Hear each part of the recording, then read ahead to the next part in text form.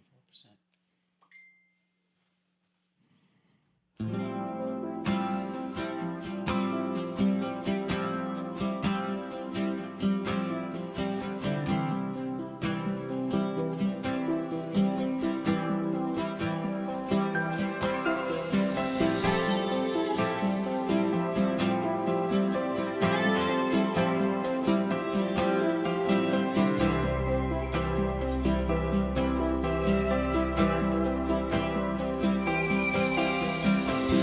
Come to your garden, I eat from your tree, I step in your river, and it takes me deep. Your heart is my temple, your tears rinse my feet. I walk out, I'm able to carry your peace.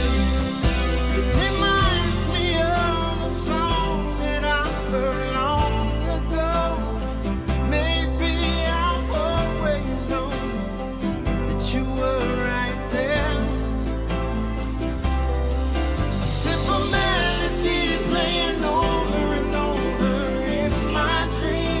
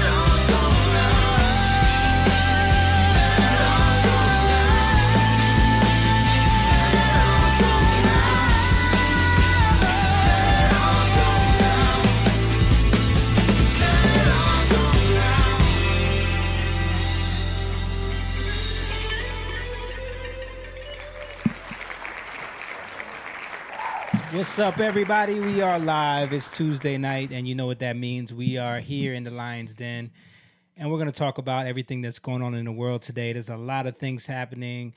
I mean, they're pretty much firebombing one of our embassies in Jordan right now, protesting. There's a lot of unrest. We could be looking at some World War III situations from what everybody's talking about, but we're going to get into all that tonight.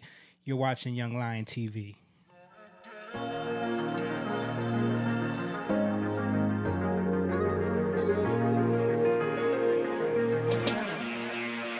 Young lion, everywhere I look, they're dying. Everywhere I look, they're dying. Young lion, everywhere I look, they're dying. Everywhere I look, they're dying. Young lion, won't you get up and start fighting? Everywhere I look, they're hiding.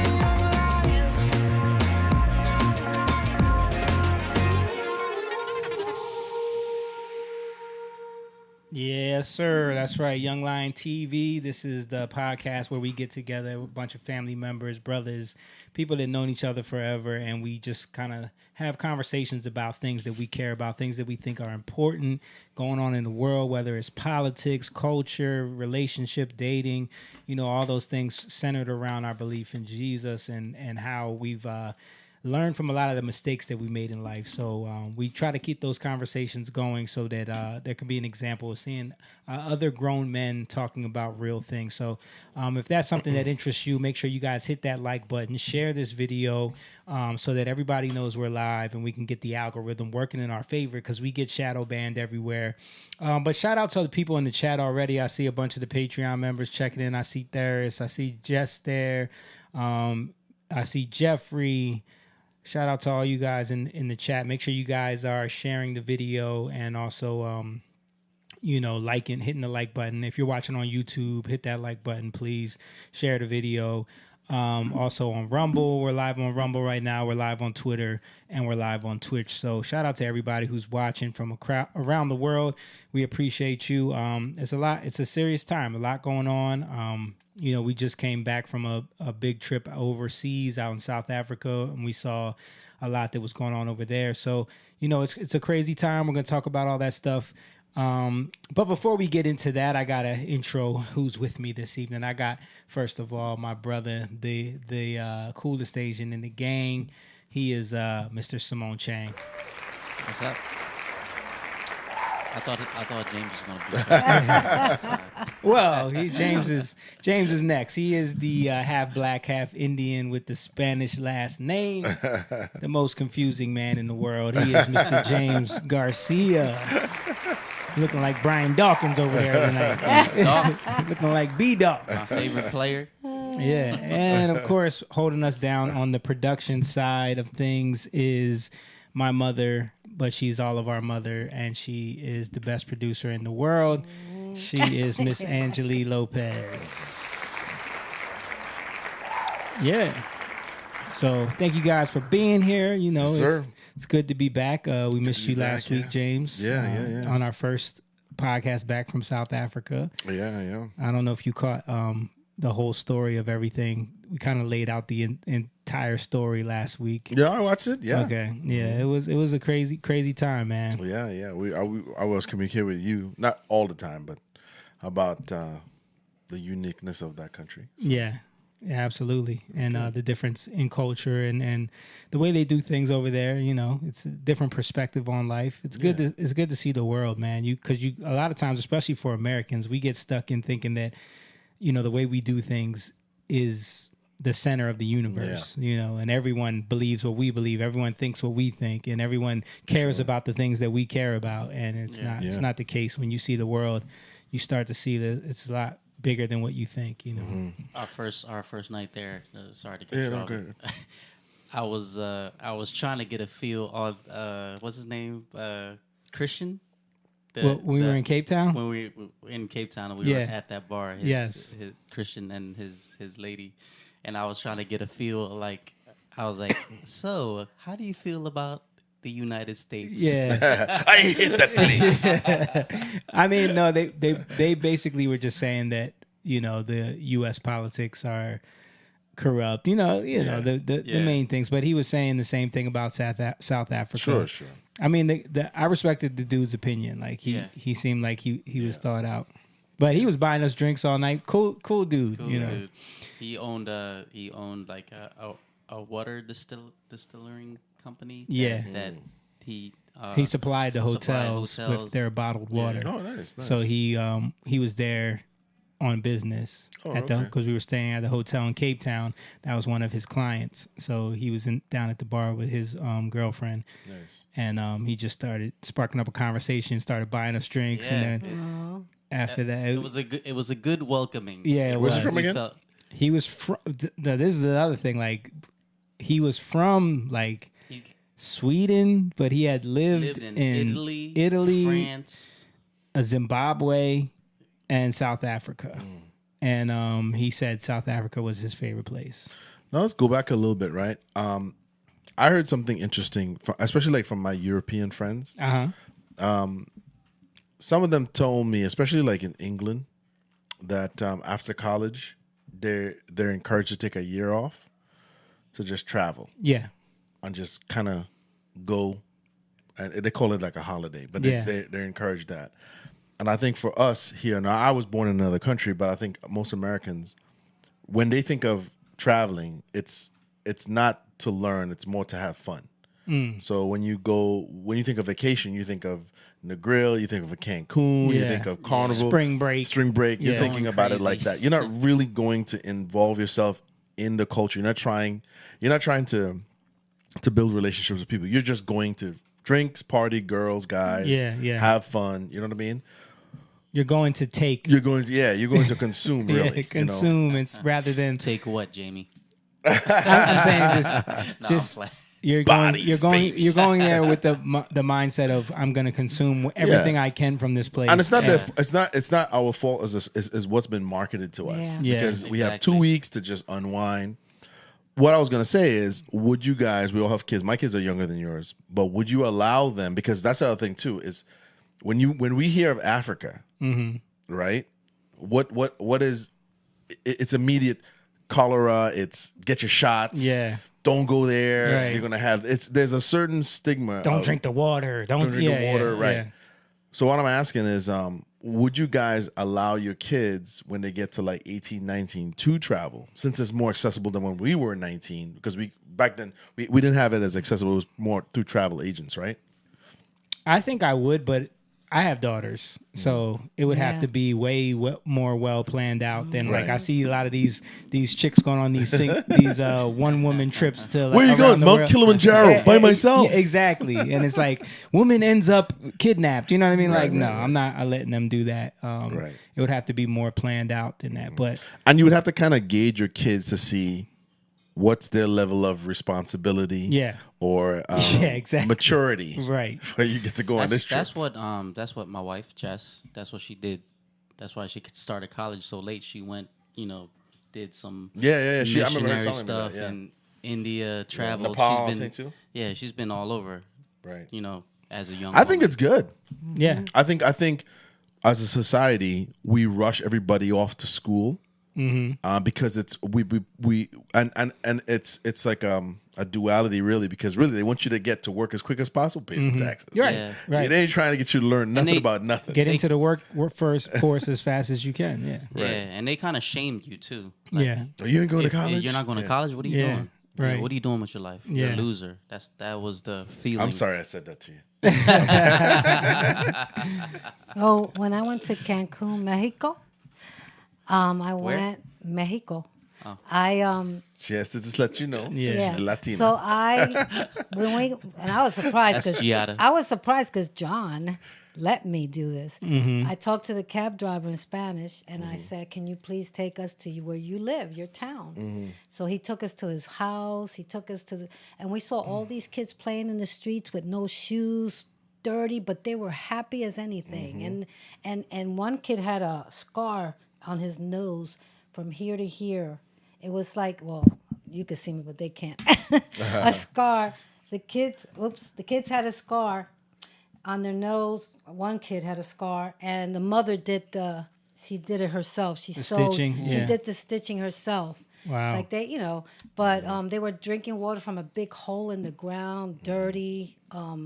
It was just. I think American kids should see that. Yeah. Not to look down on anything, but I think we're very unappreciative. Right. You know what I mean? You take a lot for granted here. And it's not just because I don't want to make it sound like, see, you should be grateful. We have better. I think it's observing humanity. It's like, yes, they're here, but look at how they're playing. Look at how they're interacting. Look at, like I said, that guy's not embarrassed to take you to his home. Yeah. People want to interact with us. You know what I mean? That was one of the things in South Africa that I kind of, sent and showed to my guys at soccer is like, look at these kids. Like, we complain about. I saw the video, by the way. Yeah. We complain about like some of the conditions we have to play in sometimes, Yeah. and like, just equipment and things like that. And you look at these kids that are playing bare feet. Some of them don't even have, or just like terrible boots. They're playing with a rubber ball. They're on a field that's really like not a field, but they're happy. Right. They love it. They're just happy to be, and they were the most welcoming. They're like waving, taking pictures. Which is why when you see stories like a kid from there that made it to like Premier League or like a star player, it's much more of a story than a kid that paid $5,000 at a soccer camp with like the Messi teaching him. Right. This kid, like, he made it. It's like, it's almost like a 1 in a million chance. You know what I mean? Yeah, and I think it does give you a better perspective on things. It does give you a more of a gratefulness for what you do have. I mean, I feel like that when we went to see your hometown in Trinidad. Yeah. That's why I really wanted to go see that. I wanted to see where you guys came from. I'm glad you did. Yeah. Yeah. I wish the fellas could have gone too. Yeah. Yeah, and also like taking our kids there was taking our kids there was a huge thing for me too, for them to see. This is how your mom. Yeah. And your uncle and your aunts grew up. You know what I mean? Yeah. I definitely want to take my kids. Unfortunately, under certain circumstances, it's gonna be harder. Yeah. But I do wish that people were more when they take these vacations. And I'm not saying you should just take your vacation just to go see how poor people live or anything like that. I'm saying sometimes we miss the humanity in people by not getting to know them. Yeah. By talking, because you could just get in that cab, y'all could just get in that cab and he could take you to the hotel and that's the end of that relationship. Right. Or you could go to what's that country you went in the Caribbean, St. Vincent? No, St. Lucia. St. Lucia, Grenada. You could go there and that guy will remember you. Yeah. You can go to South Africa and that guy that you interacted with will remember you. Yeah. You could literally still keep in contact with them because it's like you develop this relationship. Not only that, like he told us firsthand that we changed his mindset on what Westerners were like. Yeah. Because people, that's what we do. We use you for the service and then we're done. You know what I mean? We don't care about you as beneath us, Yeah. And it's so amazing to see, and not only that, to see how other people don't care about the things that we care about in a certain sense, and they're happy with like the simple life. When I went to the village in Maruga, and I see the simple life that they live, but they're happy. You know what I mean? They don't have.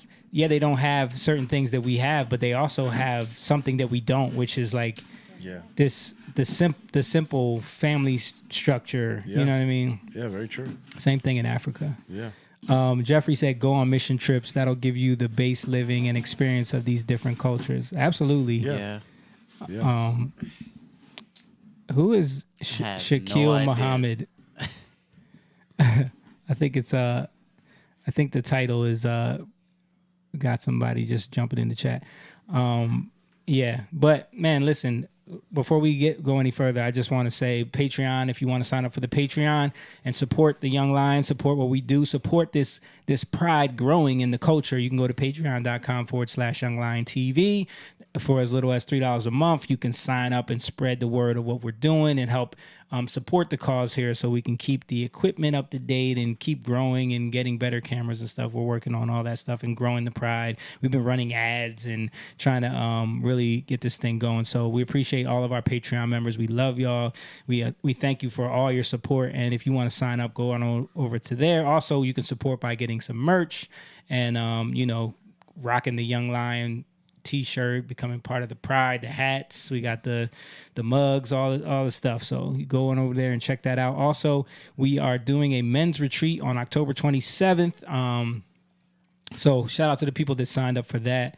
And we're going to have a good time just talking to men about real life stuff. It's a Christian-based thing. So is it full? I think it is. Wow. I think it is. I think signups are over. Yeah. Nice. But yeah, shout out to Theris. She's been supporting. She sent 200 stars. Thank you, Theris. Thank you, Theris. But yeah, man. So a lot going on, guys. This thing in Israel is really crazy. I mean, we kind of touched on it last week. Just the simple fact that there was too much to take in at the time. Like, you're getting information from everywhere. You don't know what to believe. Right. You don't know what's real. You don't know what's not. Now, as another week has gone by, it's kind of like starting to take shape a little bit more, but also it's a little bit scary. You know, I don't know what you guys think about it, but I see a lot of the decisions that the U.S. has made in the past. I see a lot of decisions that Israel has made and all these other countries in the Middle East now starting to, take shape in this way that we were all worried about. People are talking about World War III now. China, you got China threatening Taiwan at the moment. You got Iran making threats. I mean, you got right now, the Jordan king canceled Joe Biden's trip there. Mm-hmm. He's going to Israel, and then you got the embassy in Jordan. They're the U.S. embassy in Jordan. They're protesting out there right now, setting fires and stuff like that. One of my guys at soccer, shout out to my boy Ophir. He's Israeli, and he broke down crying the other day, just talking about a lot of his family members that have lost everything. A lot of people that he knows out there that have lost everything. And, he said something to me that I didn't even expect, because I was telling him, like, it's such a complex situation going on there. There's there's such a division you see people on different sides of the thing trying to tell you what it is from their perspective.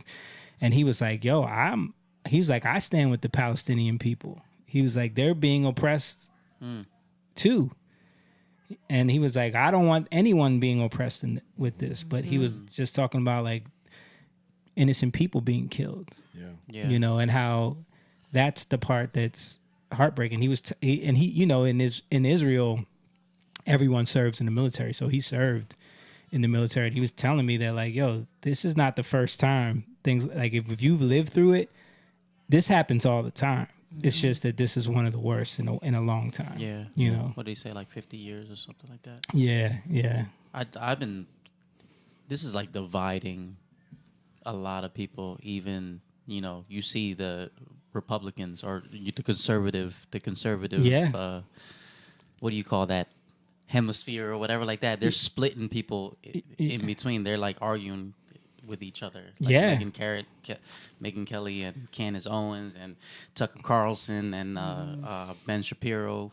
Yeah, I think that's another interesting thing is to see how quickly people that claim they stand for something, as soon as something happens that they can get that they're emotionally attached to, they abandon all the things that they said before, right. And I'm noticing a lot of that with the conservatives. Yeah. I mentioned this last week, like Dave Rubin talking about people should be fired and censored, when he's constantly been someone like, you shouldn't censor anyone.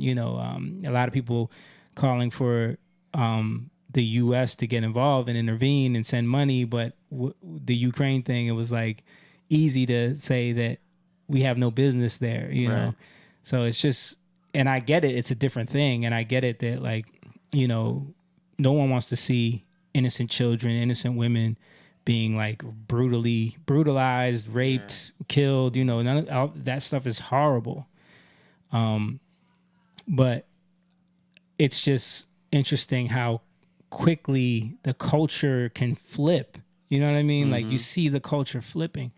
It's just weird, man. It's a weird time. It's the times to get closer to the Lord, man. Especially, pray. Oh my goodness, because 2 Chronicles 7:14. If my people who are called by my name will humble themselves and pray, seek my face, and turn from their wicked ways. Then I will hear from heaven, forgive their sin, and heal the land. It's so important to pray. Shout out to Emma. Said greetings, guys. Josiah Barrow waves. Shout out to you. What up? What up? Yeah. Yeah. To piggyback off, I'm sorry. Go ahead. To piggyback off what you're saying, I think because I this week I've been in transition, in my own personal life too. But anyway, so I haven't had the time to look into it. But what I did was I went and I started looking up the conflict from years ago, because I think, like you just said, right, the people who are conservative, liberal, this is why you as an individual have to be very careful about jumping on without really doing any research yourself, because you could be led down a tunnel with a dead end, right? So you have to, like you said, we have to have a heart for everyone there that's being affected, whether it's the Palestinians or the Israelis, because innocent people are dying, right? And you got to be careful about the punditry and the talking points that people make, because they're coming from either one extreme or the other extreme. Yeah, it's very fair that people could say, look at the humanity, look at the innocent lives that are lost, without speaking vengefully, and they want revenge, and they want to see what has happened to their people. They want to see that happen to the other group, right? Without any care of the lives that could be lost. And like you were saying, Angie, I think as believers, this is where you have to intercede and pray and ask God for wisdom in how you speak, how you respond, and to not be swayed by other men's tongue, but by the Spirit. Because if you just let talking points, you will fall down that trap too. You could easily be swayed there. Yeah, and I see it on Twitter. I see like there is a complete split where it's like there's this narrative going and then there's this narrative going, and I'm watching people jump on either one of those and just like going full force into either side of that, which is that either Palestine just wants to be free from an oppressed apartheid state. Right. Or Israel is, right. Just retaliating against someone who wants to wipe them off the face of the earth. And like, you can make arguments for both of those narratives, but the problem is there's so much other factors and corrupt mindsets and propping up of different factions to control people and politics. Politics. What I've done is, like, for me, the short, quick reels of somebody trying to break down something complicated, I don't even tune into that. Right. Because when people try to make videos to explain in 5 minutes or what's going on, it's too short of a time to really understand the nuances of what's happening there. And I think because we're in a time where information needs to be so quick, you can't digest really what's happening in that area. None of us have been there, so we're getting it from almost like second, third hand sources. You know what I mean? Yep. And because we do tune in to a lot of people who may say certain things, when we hear them speaking a certain way, it's almost a little disheartening, because, like you said, they don't have the same energy when it comes to other things. Right. You see them totally flip on what they say they stand for. Which is why you can't put your faith in man. Right. It's not disheartening to me. Actually, I look at it as, okay, this is good, because it's exposing a lot. It's breaking a lot of spells on people. Like, I don't know if you guys saw the BLM thing. Did you guys see that? No, I haven't seen it. I tuned them out a long time ago. I know, but I'm saying a lot of people. The lady who... just in theory, you're talking about... Oh, okay. I got you. The president speaking about it? No. So let me pull up this clip real quick. I'll show you guys a quick video just kind of summarizing what's been going on with the BLM thing.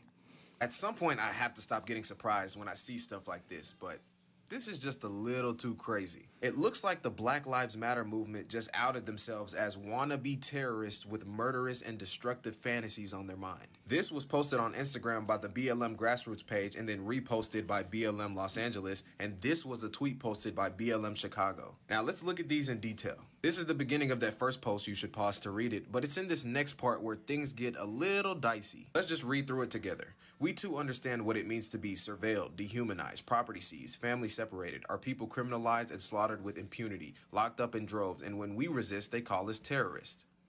We too dream of a world where our people may live freely on decolonized land. It's a bit odd to bring up decolonization considering some of the tactics that Hamas is using to decolonize the land of Israel. I wonder if they also dream of using those same tactics for decolonization here in America. I guess we really don't have to speculate much because here is what the official BLM Chicago page tweeted out. That's it, that's all. I stand with Palestine. And they got the paraglider little image there, basically condoning what Hamas did in Israel, and saying I stand with that.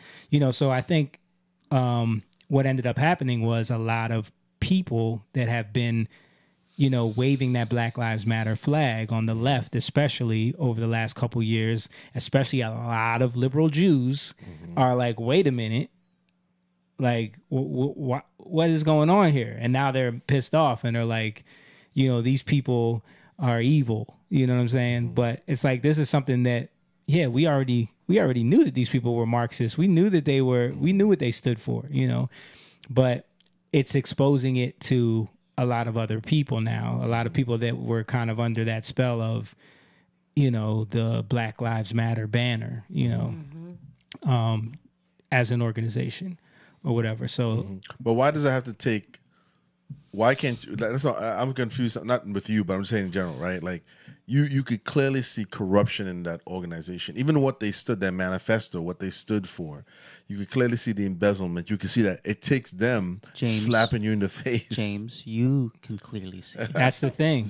That's the thing. No, I get it. Like I said, for those who have eyes, the spell was already lifted for you. But here's the thing. Then when you cry, should I listen to your tears because I've been warning you? You know what I'm saying? Well, but you should, because at one point you were under the spell too. Yeah, of right? course. So you got to understand that everybody wakes up at a different. It takes that thing, right? Because for you, it was something that maybe you got drawn into emotionally, and then you realize, like, wait a minute, what the hell am I out over here supporting? And then you woke up to it, and you're like, that's never going to happen to me again. Yeah.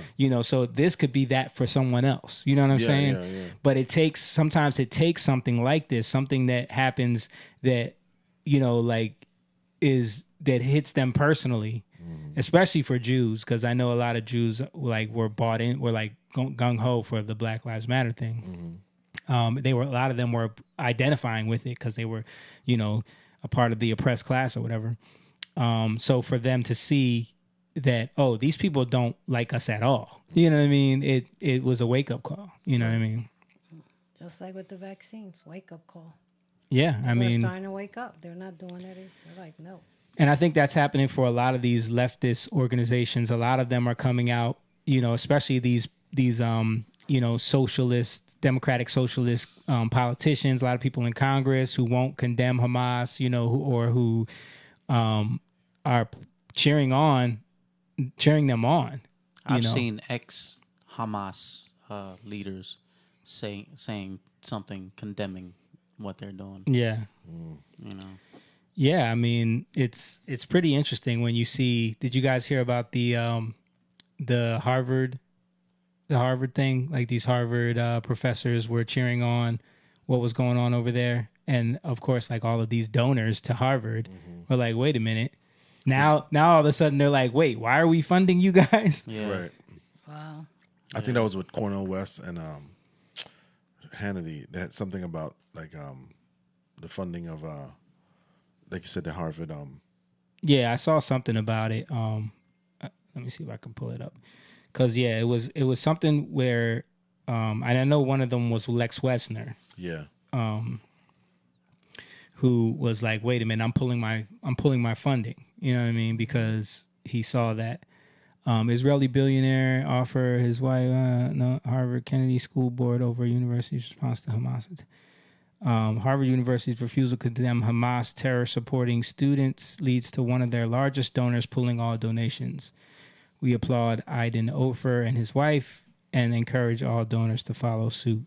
So yeah, again, a lot of these people, these professors that have these Marxist views, have these very, very leftist views, but also very like cult, like very almost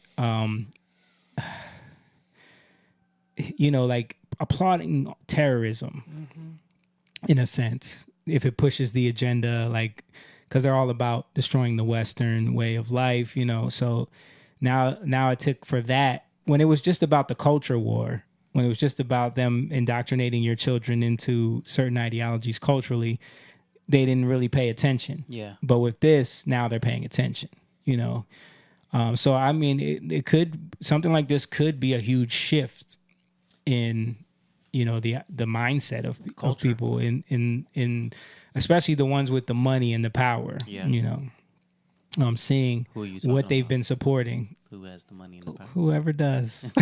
Whoever does. But seeing what they've been funding, what that mindset is supporting, it changes a lot. It changes a lot. Shout out to Ophir, man. He just Ophir jumped in? He just tuned in. What's up, O? I was just talking about our conversation that we had, and Ophir was sending me a lot of stuff that I haven't seen, a lot of videos, a lot of articles and stuff like that I hadn't seen, because for some reason they're not showing a lot of that stuff. It seems like even social media is pushing the narrative in a certain direction. There's like I've been seeing a lot of stuff, a lot of weird things, like how did this happen? Because I was watching Peter Bet David a little bit. Patrick Bet David. I'm sorry. Yeah. Patrick Bet David a little bit, and kind of opened my eyes, like how the conspiracy part.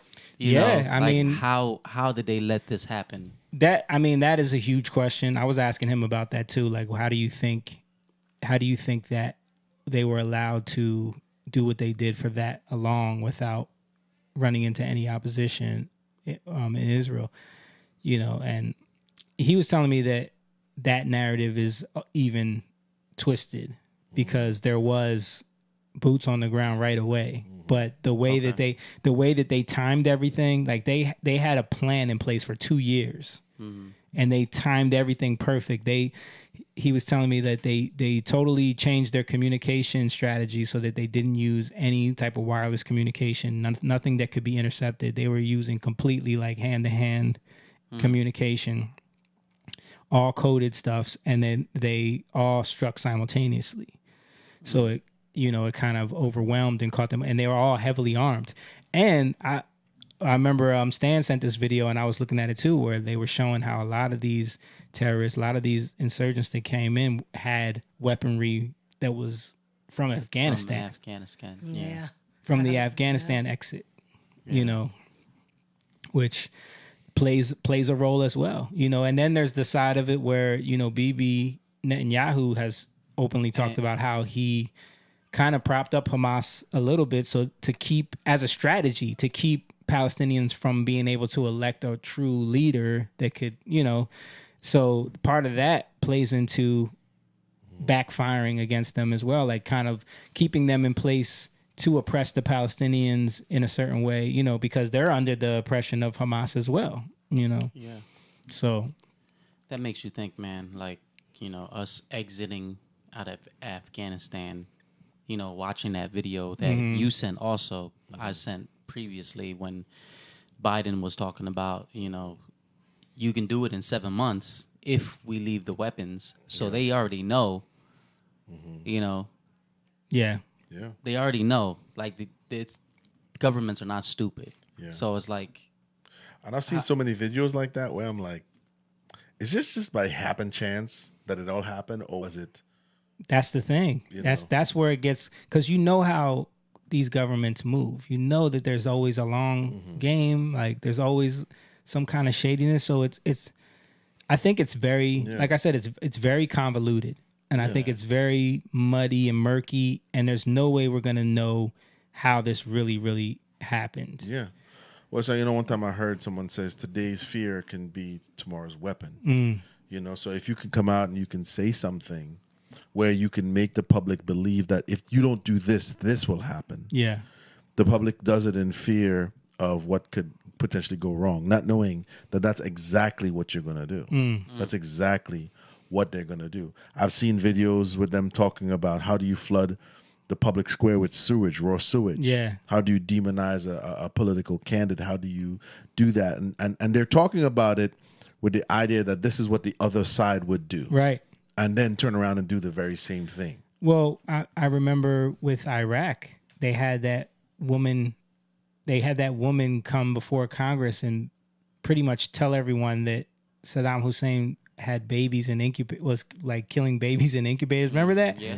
And it turned out to be a completely fake story, So Wasn't she the daughter of somebody? I forget. Yeah, I remember the story. Yeah. But that's what I'm saying. Like, they do have these tactics and these ways of getting us emotionally invested into things, and they tried the same thing with the Ukraine, Yeah, they had some woman in Congress with a Ukraine flag trying to get sympathy. Yeah. Yeah. Just to think, 80 billion. Patrick Bet David said this: 80 billion worth of weaponry. 80 billion worth. Just left. And what do you think was going to happen? You know what I mean? Yo, let me show you this video. This is a former CIA agent, John Stockel, in the past talking about tactics that they would use. There are other functions, however, some of them more legitimate than others. One is to run secret wars. Another thing is to disseminate propaganda to influence people's minds. And this is a major function of the CIA. And unfortunately, of course, it overlaps into the gathering of information. You have contact with a journalist, you will give him true stories, you'll get information from him, you'll also give him false stories. You also work on their human vulnerabilities to recruit them in a classic sense, to make them your agent so that you can control what they do, so you don't have to set them up sort of, by putting one over on them. So you can say, here, plant this one next Tuesday. Can you do this with responsible reporters? Yes, the Church Committee brought it out in 1975, and then Woodward and Bernstein put an article in Rolling Stone a couple of years later.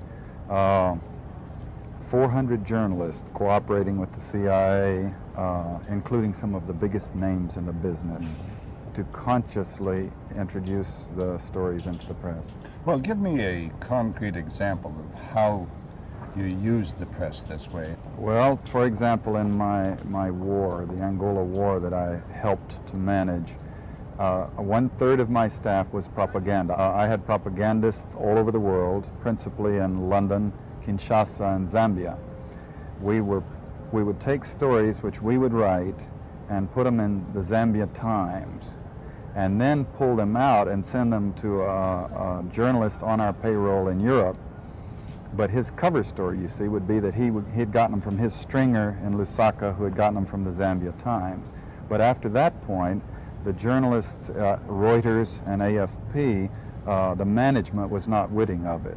Now, our contact man in Europe was, and we pumped just dozens of stories about Cuban atrocities, Cuban rapists. We didn't know of one single atrocity committed by the Cubans. It was pure, raw, false propaganda to create an illusion of communists, eating babies for breakfast. That's what they do. They've used that tactic over and over again. Yeah. I saw something, and it might have been, I don't know how true it is, but you know how there's this feeling of marijuana. Now it's like, because it's legalized now, but before, I seen something where the government made it seem like, Mexicans smoke marijuana and they're killing your daughters and stuff like that. What? So it made people Harry think. Ann Slinger was the guy, was a agent who came up with the propaganda videos. Yeah. For marijuana. Yeah. Yeah. Yeah, man. And it took a while, even now it's like, you smoke weed. It's like, well, we know that you can abuse that, but you smoke weed, all you're doing is you get the munchies and you know, Yeah. you're feeling a little high, you're not gonna go and Yeah, man. Wow, start murdering people. You know, all the propaganda they Yeah. lie to Yeah. people about. People believe it. And Wow. what's scary about that, what Jamie just showed there were more men like him that would have exposed that back then. Now there's very few because of the ramifications of what would happen if you told the truth. Right. You better not have a family, and you better not have an exit strategy because they're going to destroy you. Yeah, I mean, even if you don't have a family now, I mean, why do you think they're so hell bent on getting rid of cash, getting rid of any access to anything that they can't control? Because if you think about it, you can't be that guy if all of Today. your money is in the bank. They can freeze your accounts in a second. yeah. Yeah. Look what they did to Did it in the Canada. protesters in Yeah, Canada. the you know? truckers in Canada. Yeah. They were freezing people's accounts here that donated to the truckers. In the U.S. Yeah. I thought they did that in Canada. Wow. Oh, Fear's calling. Hold on, let me bring him in on the call. He's calling. How is that even legal? Yo, brother. Yo. Hey, what's up? What's up, man? First of all, I want to thank you all for mentioning. I wasn't listening from the beginning, but I started listening because my head is not straight in the past couple weeks. But yeah, I'm here. I can shed some light, or if there are questions or about whatever propagandas, whatever you want, I'm here. Yeah. I was telling everybody kind of how me and you spoke about what's going on over there, and I know it's very emotionally charged for everybody, especially those who are, from Israel, those who are Jewish. But I told them what you said to me that actually surprised me, where you don't hear a lot when you said that I'm pro Palestine. I'm against anyone who's being oppressed. You know what I mean? And go ahead. Because I think it's the basic thing that a human being should do. Nobody wants, except for terrorists, nobody wants to target civilians. Right. Nobody wants to target people that just want to live their lives. Now, it's very hard for an Israeli to say those things. Why? Because many, many years ago, we left the Gaza Strip. We're not physically in there. It's not ours. They're in control. And by them, I mean they elected Hamas. Right. Quote unquote legally elected Hamas. Right. Okay? Which with we were just talking about how that's debatable, That's and what Hamas is doing now. Now here's the thing: Israel on one hand, we're not there physically. There's a border which is just a fence, right? Right. It's not even. It's not. And again, it's very hard for people to understand. Yeah, because Israel exited. Enemies. Hold on, Israel exited the Gaza Strip in like 2005, right? 2005, 2004, yeah, many years ago. We're not there. And here's the thing: Palestinians from Gaza are allowed in Israel with visas, fine, but with work visas or work permits, they come in, they go to work, they go back. If I'm going to try to cross the border to the other side, I'd be lynched. Right. Wow. In like 2 seconds. Yeah. Okay. Why? Because I've heard that narrative. There's no way. Yeah. Yeah, I've heard that. It's because. Go ahead. Yeah, go ahead. It's because I saw somebody talking about it. Israel allow other people with different beliefs. Christians are allowed in Israel. Muslims are allowed in Israel. Right. But when you cross over that border into Palestine and the Gaza Strip, you're not. If you're not Muslim, you're right. You're like you said, you're in trouble. You're lynched. And as of the Saturday, October 7th, they killed Muslims. They slaughtered Muslims. Okay? In Gaza? There are Muslims living in Israel. And the attack that was, they don't ask questions. Here's the thing. They don't ask who you are, where you are. You have citizens from all kinds of different countries. The guy that was head chopped off with a garden hoe, he's from Thailand. Yeah, I heard about that dude too. in Palestine. Yeah. He's from Thailand. And by the way, he wasn't dead when they did it. Yeah, he was alive. He was alive or dying because he got injured, and then they took the garden hoe. I'm starting to shake when I'm talking about it. So there are many things that needs explanation to those who don't know. Now, it's not that you necessarily need to know, because in a way it's not your day-to-day life. It is ours.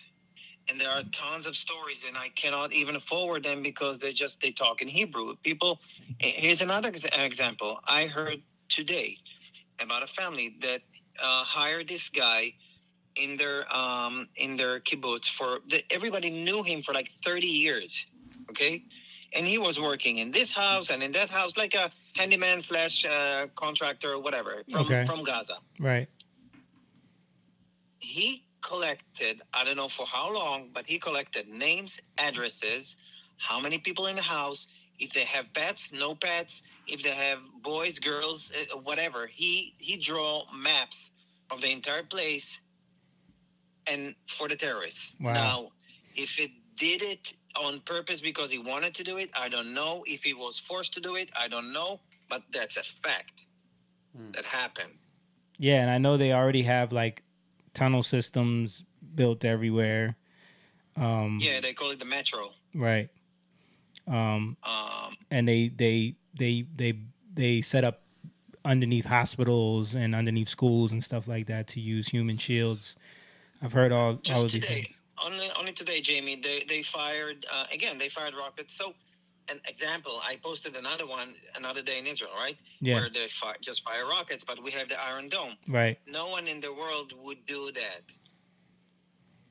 I mean, if right now somebody is shooting and firing a rocket, just one on the U.S., you would kick their asses back. Right. Absolutely. All right, and we by definition, IDF, Israel Defense Force, we defend. Right. So yeah, I saw the story today. There's a story today of a hospital that was struck by a rocket, and I believe the narrative. There's two narratives going around on the internet right now. One of them is that of course that Israel fired on a hospital that they were using as a human shield, and then the other narrative is that it was Hamas's rocket that missed its target and ended up hitting this hospital. Okay, not a narrative, because again, they film everything. We don't need to do it. Right. They filmed it, and they filmed the rockets, and one of them just took a different course and landed down instead of up. Right. Yeah. Our precision is 5 meters right or left, and it's about 6 yards. Yeah. Our strike, it would be precise by 6 yards. We're never going to hit civilians, hospitals, 500. Come on, we're never. No, and it is proved. They proved it. And the reason that there's a narrative is because it took us, the Israelis, about 2.5 hours to prove it. Right. And that's why I'm bringing it up to you, because I see, people on the other side trying to claim that it was Israel that bombed this hospital. I know. Unfortunately, it's just the beginning, and we are a target wherever we are. Trust me, nobody wants to be the victim. Nobody likes to be the victim, but right now we are the victim, and we are the targets. So everywhere we go. What is your thoughts on the narrative I keep hearing about that Palestinians just want freedom from an apartheid state that they're living under, open air prison in Gaza? Okay, let's talk about this for a minute. Now, Palestinians originally, some of the people that are in Gaza or Jordan or Lebanon or Syria, it's all from the same region, okay? Mm-hmm. Now, in Jordan, you have, I don't know if it's 60, 70, I don't know how many percent of originally Palestinians. In Syria, you have, I don't know how many originally Palestinians. In Egypt, you have the same thing. Now, when I say that before the attack, people from Gaza are allowed to go into Israel to work, they don't have the same privilege in the other side of Egypt. Yeah. They don't have that. There's a border between Egypt and Gaza. They don't want them. Right. They don't want them there. They just don't want them. Yeah. They don't want them. And let me ask you a question. Right. They don't want them. We're Jews. They're Arabs, Muslims, fine. Why do we need to supply water and power and electricity and everything to the side that doesn't want us? Right. That doesn't. Why and they wants to wipe you off the face of the earth. Yeah. From what they That's say. a narrative. That's a narrative. There's no agenda about location, about real estate. There's no nothing. Trust me. And again, not everyone. We cannot say that everyone are like that because we know how it is. It's the Hamas. Right. It's the radicals. Right. It's those. It's the same agenda with Daesh, ISIS a few years ago. Yeah. The same thing. Just get in, slaughter, make a statement by. And I don't want to start with graphics here because you all know the stories and some of you seen the videos, and it's just atrocious. Yeah, a lot of stuff you sent me was horrifying, bro. Like, and it's filtered. Jamie, you didn't even get the other stuff that people are talking about. I asked them not to send it to me because I don't want that on my phone. Yeah. Yeah, I mean, I can only imagine. I want to, for those that don't even know the history, like where Palestine came from. I mean, it was from when the Romans, pretty much took the region from Judea and they named it Palestine, basically to spite them after the Philistines. Mm-hmm. That's one story, but it's not necessarily true because the name Palestine came from Britain. Oh, okay. From Great Britain. Yeah, the history I looked on it. The Turks. Okay. Because there is a word Plishtim, which refers to people that used to live in their area, but it's not necessarily Palestine. It's, okay. I mean, there's a debate on that. I can't say for sure, but I know that there's a debate. It's not necessarily that. Okay. Yeah, that was one of the stories I heard. But the name Palestina was given to Israel before it was called Israel. Right. So, and you know what? My father has a coin collection from, I don't know, from the time before time. One of the coins says Palestine, Eretz Israel, country of Israel, in Hebrew. Okay. So, again, I'm Palestinian. Right. If you go back in history, I'm Palestinian because it's Israel. It's the name that. But again, fine. There are Palestinians. I get it. Not all are terrorists. We know that. How do you differentiate between a kid that is now a kid, and 10 years from now he's going to be a young man? Is he going to join the Hamas? Yes or no? Is he going to be forced to do things? I don't know. What do you do? What do you do? Yeah, I mean it's a tough situation, man. I want to ask you another question. Go ahead. So one of the other stories that we're hearing from the opposition or the supporters of Palestine is that there is people who are being pushed out of their homes and being displaced with Jewish families. In Israel? Yeah. Oh yeah, of course. Okay. But we do it as for security measures because there are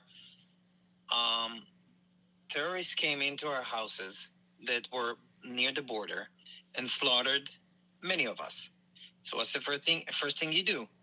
You gotta recheck your strategy. You gotta look around you and say, all right, wait a minute, am I safe here or not? So I'm gonna move a little bit inwards towards inland. So you define a zone. They define like ABC zones.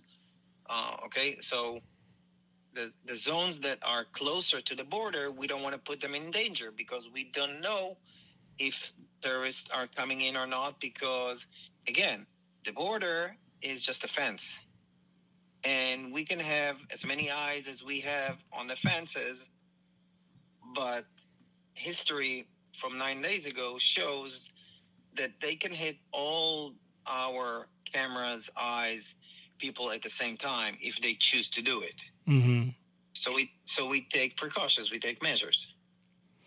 So, and this is why right now a lot of movement in Israel from to hotels, to other families, to whatever. No, so I'm saying, like, so if a Palestinian family has been in a house for 40 years or so, living there in Israel, yeah, and I'm seeing stories of them, their house is being seized basically, and then being told that I cannot give you a good enough answer because I don't have all the details, but I know what you're talking about. Silwan in Jerusalem, is it ours? Is it theirs? I humbly ask you not to answer that question because I don't have all the details. Okay.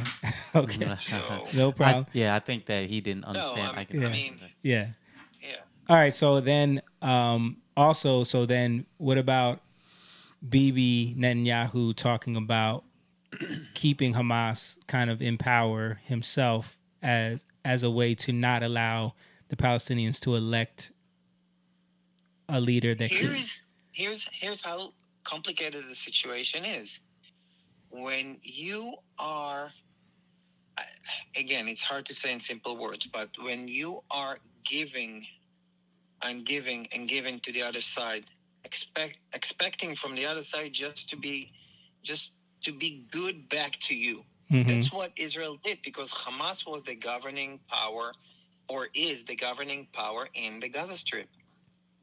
It's what it is. The Hamas is the government of Gaza. Okay. Mm-hmm. There's no other words. And it's in a way it's independent. They have their own whatever police rules governing people. And but instead of taking everything that they got from Israel and from the world, okay, a lot of money is coming from I don't even know where from the world. They took it to build tunnels. I have a video showing that they're digging out iron pipes and making it missiles and rockets and rocket launchers. They videotape it, not us. Right. They do it. So I mean, the attack on Saturday. Instead of taking that money and they filmed it, building up. Instead of taking that money and building up, because I just watched actually the Netflix. It was about kids in Gaza. Mm-hmm. It is like apocalypse, dude. Wow, the conditions they live in. The conditions that they live in is like apocalypse. So instead of building up their infrastructure, and again, 2 or 2.5 million people in Gaza. Not 2.5 million are terrorists. Right. They are being oppressed by their own. Yeah. They're being oppressed by their own. They're being, you know what? When Israel sent pamphlets and papers and just and text messages and calling people in Gaza, telling them, listen, move, go south because we're gonna attack this area. You know what Hamas did? Took their car keys. Wow. They took their car keys. You're not going. You're not moving. You're staying. Because they need to show the brutality to shield. Right. Yeah. Yes. And again, there's no one in the world that can say that 2 million people are terrorists. I do not agree. I do not accept. I'm against it. But the governing power is so strong that they're making people stay as a human shield, and they're doing it all the time. Wow. Have you seen these protests going on in Jordan right now? It was after the missile was mislaunched, and then it's like an excuse. Look, we're right now, the world. Okay, you guys don't understand it. I understand it because I'm Jewish, and I know how it is. It's even hard to explain. You never I hope that you never have been in a situation where you need to hide your identity. Right. I've been in that situation many times in my life. And unfortunately, I know that it's just the beginning, and I know that we're going to have a lot of protests, even here, even in our communities. And what I'm saying to my family is, when the wind blows, keep your head down. The wind stops, we get our heads up. That's what I'm saying to my family. I heard someone say something that made it, put it more in perspective, where it was like, if we want to talk about peace, if Hamas stopped tomorrow, then nobody else would die. If Israel stopped tomorrow, Israel would be gone. Yeah, it's Golda Meir said it. The only female prime minister that Israel had, and she said it. Yeah, she said it. I think she actually said it to Joe Biden when he was in a different. Yeah. I think so. What did you think of his speech the other day? Did you watch it? God bless America. God bless Joe Biden. I couldn't ask for more support that I'm getting here from, first of all, my friends and also America. I again humbly think it's the right thing to do right now. It is the right thing to do right now because, again, and I'm biased. I'm Jewish. I'm an Israeli. I served in the military. If I had an option, I would go there and help and volunteer and do something.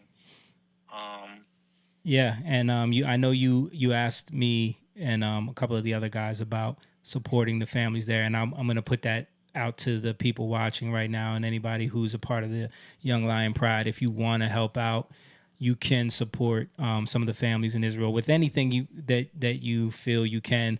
If you just send it to our Cash App and you tag it, or Venmo, whatever. If you tag it, Israel support, I'm sending all of that directly to Ophir because he knows how to get that in the right hands. Thank you.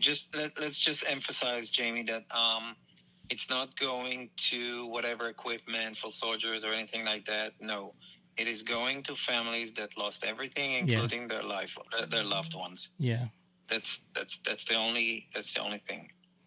And just let everybody know, you were how old when you moved to the States? I moved to the States. I'm 44. I moved 8 years ago. So 36. Wow. And your main reason for coming here was? Well, my wife was born here, and we had the option to do it legally, and we just did it.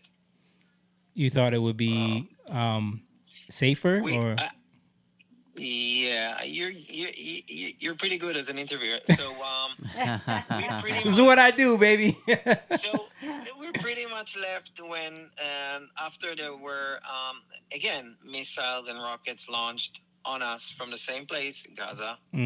And then my wife and I were kind of debating about it, and then we just decided to move because we did not want a future for our children where they need to know what it is an alarm, what it is to go to the bunker or shelter or whatever, what it is to be with the debate with themselves. Either they go to the front in the military service, or they're going to do a different job in the but they're going to have to do the military service.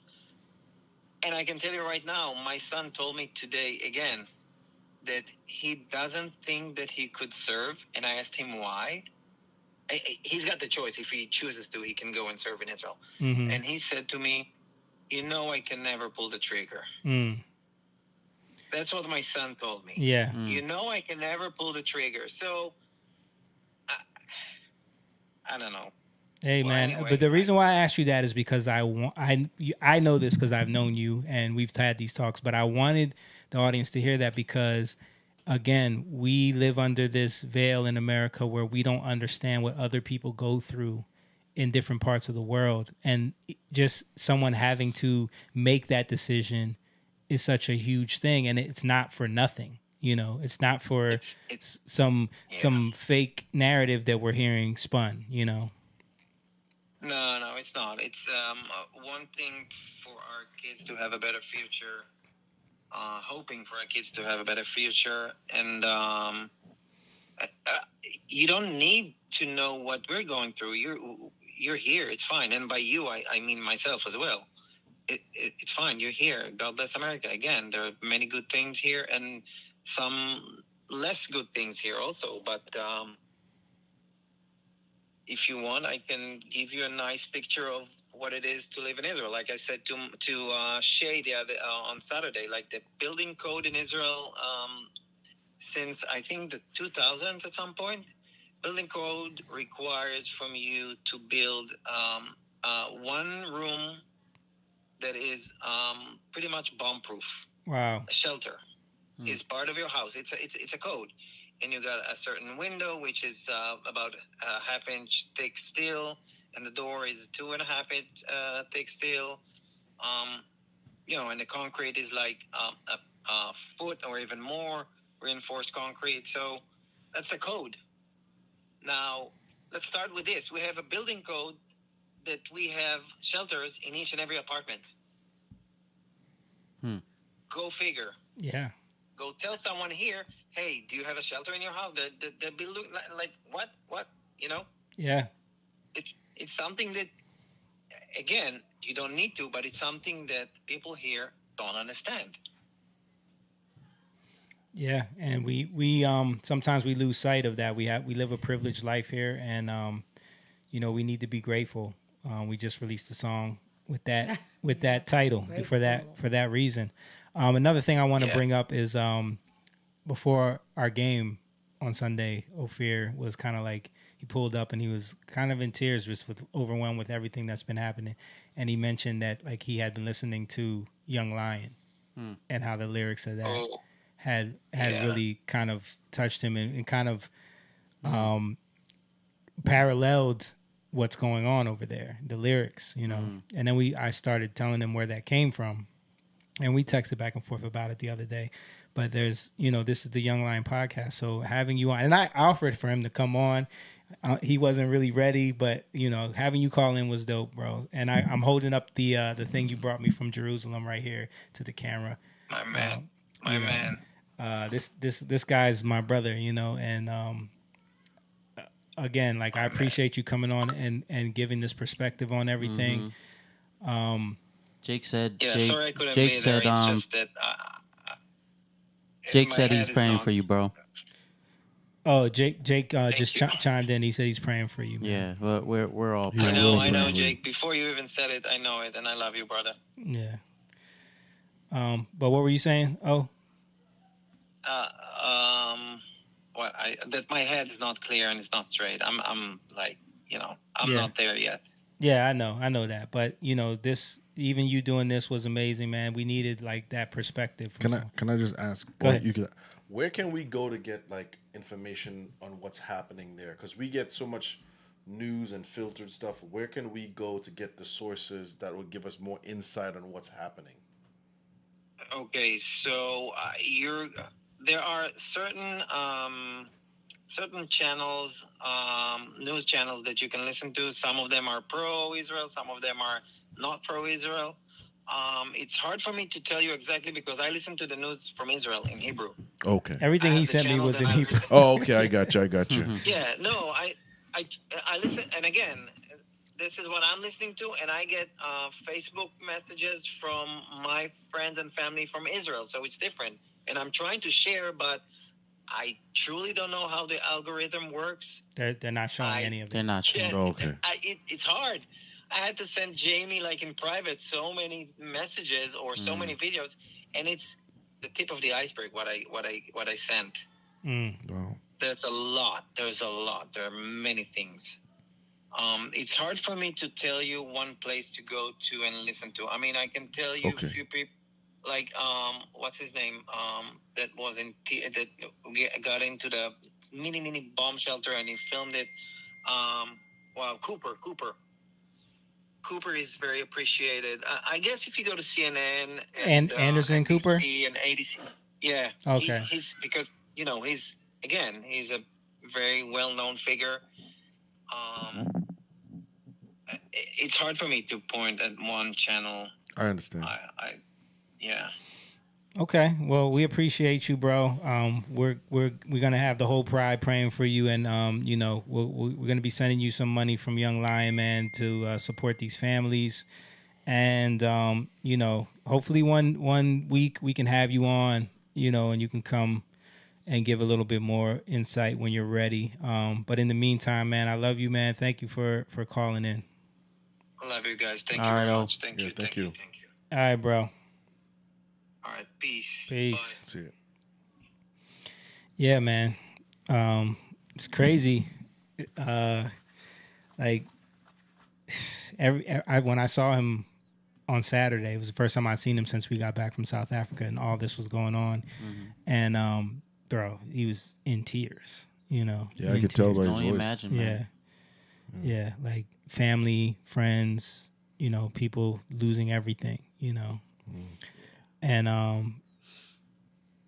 you know, it's different when you have someone that is from there, you know, and dealt with that their whole life and knows about a little bit more of the inner working. So that's why it was good to have him on. Mm-hmm.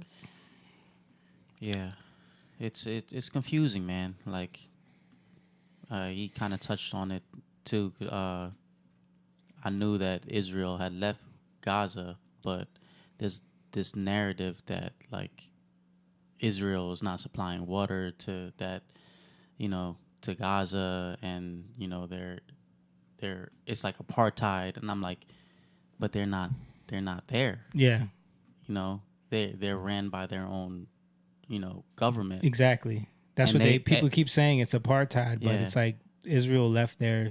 Yeah, and almost 20 years ago. They get funding. Yeah. Gaza is funded by a lot of different places, and I'm like, where's that money going to?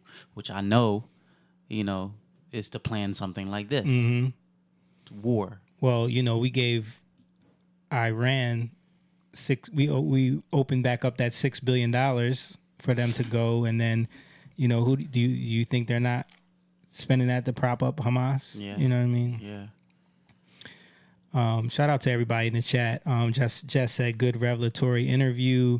Lisa said, I seen a lot on TikTok live late last night around 11 or 12-ish. I don't know if you guys saw that, but I was, while he was talking and when I brought up Jordan, I was playing the video of the protest going on.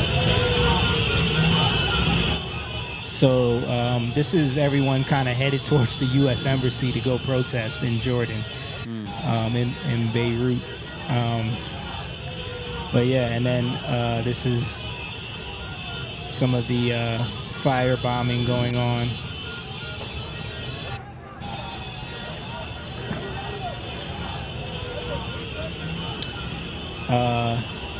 Yeah, I mean they canceled Biden's trip there. You know, a lot of places are not trying to have him come. They're anti-West intervention, you know. But meanwhile, let me bring up this article from Bloomberg. We just saw this a little while ago. Biden plans to ask Congress for $100 billion in Ukraine and Israel aid. Package aims to leverage support for Israel after Hamas attacks cease and scope of Biden's potential request remains fluid. Yeah, I mean, Janet Yellen, I don't know if you guys saw Janet Yellen talking about how we can afford to fund two wars. Yeah, I saw that. Can we? She's an evil woman. I mean, there's so much. Can we? There's so much stuff going on in this country. Jake said he sent you a video of brainwashed kids in Gaza. I don't know if you saw that. He texted to me. Okay, yeah, I see it. I'll play it right now. Courtney said it's so sad. Jake, TikTok videos. I mean, Instagram videos. This is what brainwashing looks like. Here we go. I'm ready to stab a Jew and drive a car over them. At school, they teach us that al-Aqsa and all we have to make war to prove that we're stronger than the Jews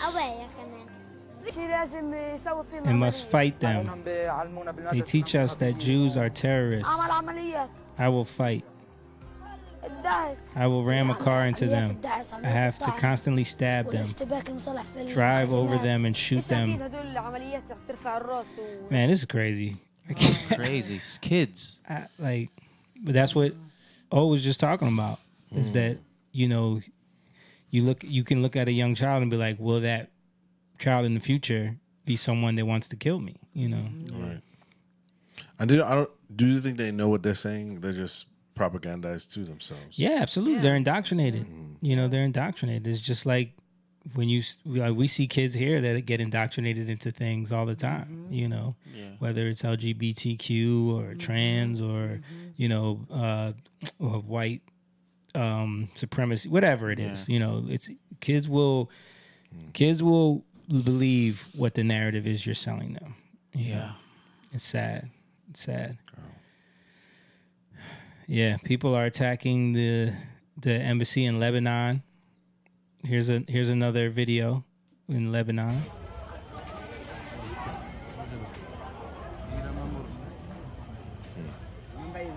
So we got Lebanon. Let me see what else. Oh, this is Janet Yellen talking about how, don't worry about it, guys. The economy is doing extremely well.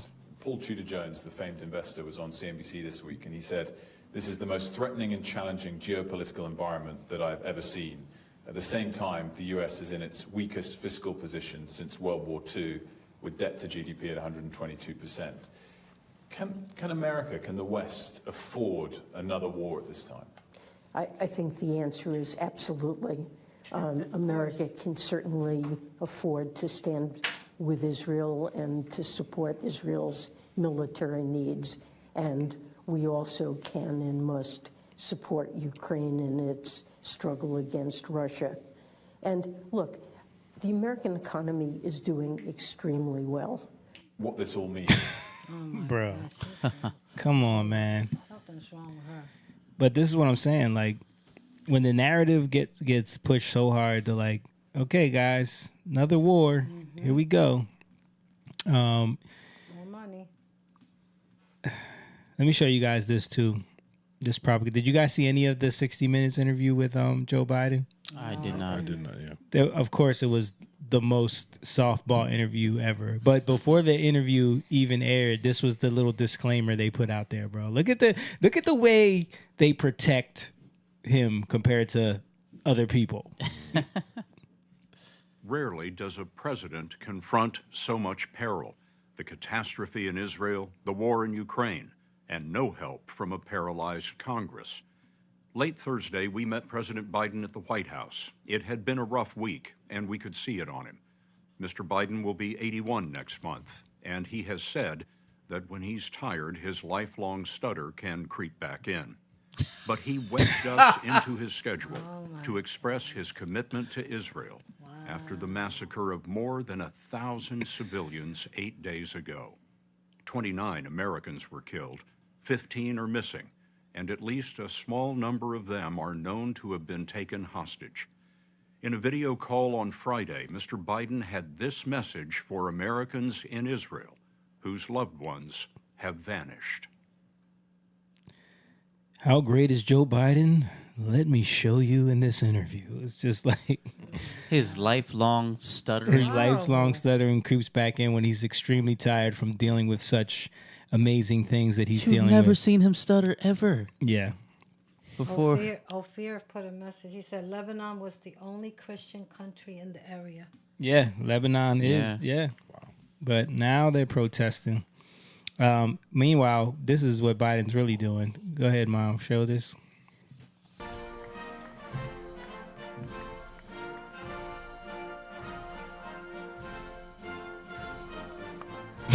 Falling up the stairs again.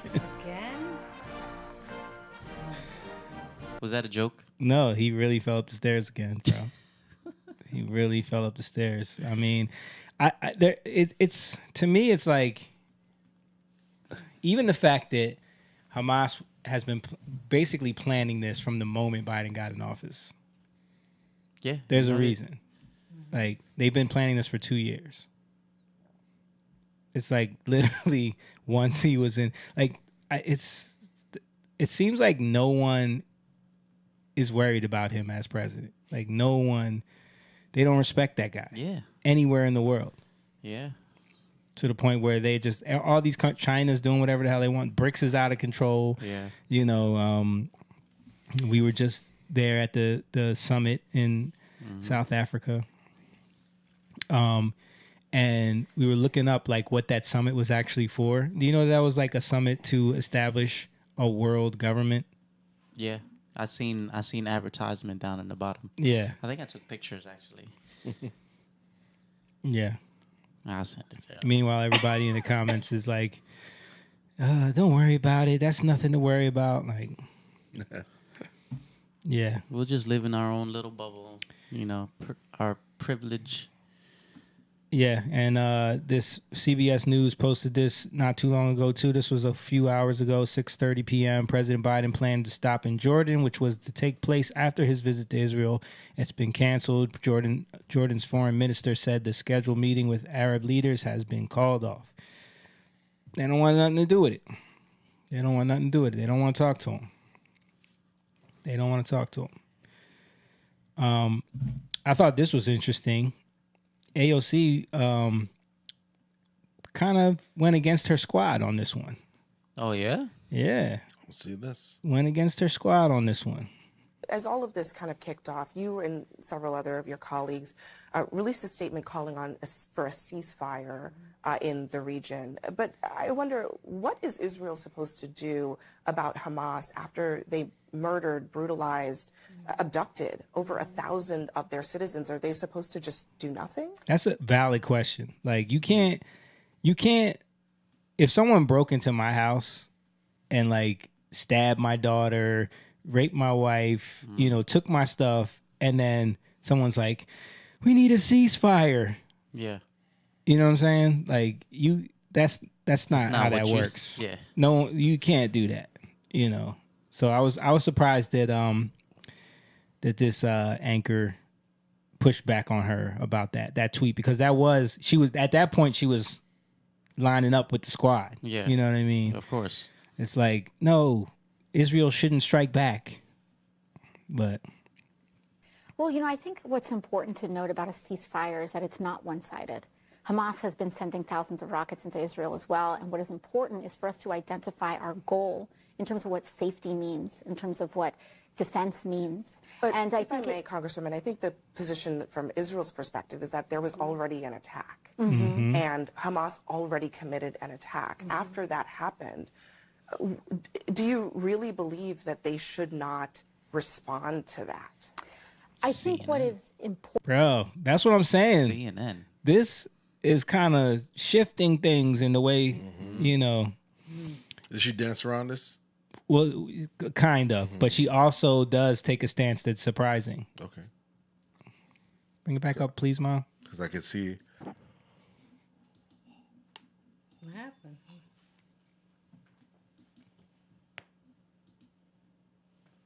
Oh. Oh my God! I didn't even look over there. I'm looking over here. Important in terms of response. Israel does have a right to self-defense. Right to self-defense. How about a right to make a statement? Yeah. I think what we need to take a look at in this situation is if collective punishment qualifies as defense. If the blockade. That's what if you're still watching, I wanted to ask you what you think about that term, collective punishment. That is a wizardry language word that they've been throwing around a lot. Collective punishment, collective punishment. They're trying to say that, like, you know, all of Palestine shouldn't be punished for what Hamas is doing, which I understand that sentiment. Yeah. You know, but he kind of did touch on that. But if you're in the chat, you know, just write something. On water, food, electricity, if the dropping of white phosphorus, which is an indiscriminate weapon, qualifies So I do believe that there's a discussion to be had here. I don't believe that an either-or approach is what is necessary, but we should identify what our goal is, which is the cooling of tensions in the region. Israel's goal is to rid the region of Hamas. They've been very clear about that. And I certainly take what you're saying about the condition of Gaza right now for civilians who, as you point out, are not synonymous with Hamas. But for Israel to deal with Hamas, which is a force that is actually detrimental to Palestinians. Absolutely. How else are they supposed to address a violent, militant, some say terrorist group, other than to go in there and take them on directly? Well, you know, when we talk about going in there, I think we should also keep in mind President Biden's statements as well about what the implications of potential ground invasion would be. This is an inherently complex situation. I do believe that Hamas needs to be dealt with. But how, I think, is what I'm trying to understand. And I think what we're trying to figure out right now is that this present situation of collective punishment and indiscriminate attack is one approach, but we are seeing the issues and the complications with that approach now. Can we target them in terms of intelligence? Is there precision? What are the options available? Are entirely up to the administration and for Israel to examine and explore. How do the other parts of the squad feel about that her saying that statement? I'm sure there's one that because have you seen those rallies in Minnesota for Palestine? Have you seen them? She's there. She presides over that district. You know what I'm saying? I have not seen it. You haven't seen that? What she has said. I haven't seen what she has said either, but I know that that's her district. You know what I mean? Let me see. See if I can find that. Yeah, but it was interesting to see her say Hamas needs to be dealt with. You know, I think she is still dancing around it a little bit, but that's because she's kind of trying to play both sides. Right. Tim Pool said she's trying to be Nancy Pelosi. Like she wants to be the new Nancy Pelosi. Right. Yeah. I can see that. You can see that, right? I can see that. She really didn't say anything. Yeah. She mentioned the whole water thing too, and that's that narrative I was just talking about. Yep. But I don't understand. Somebody who, if anybody knows more information, like why is that narrative being used when Israel is out? Why do they have to provide? But didn't Ophir just say that? Like, why should we, for people that don't want us there, why should we be supplying them with water? And Ophir is answering somebody's answer says, I can't do it in a text. Oh, okay. Well, I mean, you can call back if you want, bro. I would like to hear it on them talking on their channels or whatever like that about that narrative. I'd like to understand that more. Yeah. And Eric wrote something there, Jamie. Eric did? My phone is dead. Oh, here we go. Here's Ilhan right here. Let's see what she says. I haven't even seen this. Illy. And denying millions of people. Hold on 1 second, bro. Freedom of movement or expression or self-determination is not consistent. Hold on, I gotta play this so he can hear it. I'm gonna change this so that you can hear it real quick, bro. Because this is Ilhan Omar, the rep from Minnesota, talking about the situation. We were just talking about this. Let's go back to. While you're playing it, there is no collective punishment. We don't do that. But again, you're hearing my side. Somebody else can say the opposite. But